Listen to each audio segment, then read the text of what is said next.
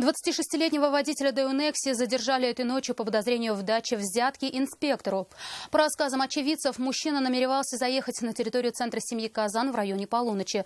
Напомним, эта парковка стала излюбленным местом для молодежи. Постоянный шум в ночное время суток мешал местным жителям, вследствие чего на этой территории установили знак, запрещающий въезд автомобилей с 8 часов вечера и до 6 часов утра.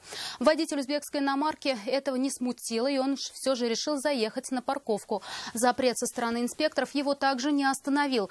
Как развивались события дальше, расскажет Нафиса Минязова. Я незаметно просто знал. Желание заехать ночью на территорию центра семьи Казань обернулось настоящими неприятностями для 26-летнего Икрама, водителя Дэу Некси. Мужчина намеревался попасть на парковку. Вскоре его остановили сотрудники ГИБДД и стали выписывать штраф за правонарушение. Тогда, по мнению стражи порядка, мужчина попытался откупиться и положил на панель патрульной машины 300 рублей. Меня первый раз поддержали. Я думал, что они сказали 250 рублей штрафа, и я думал здесь оплачивать.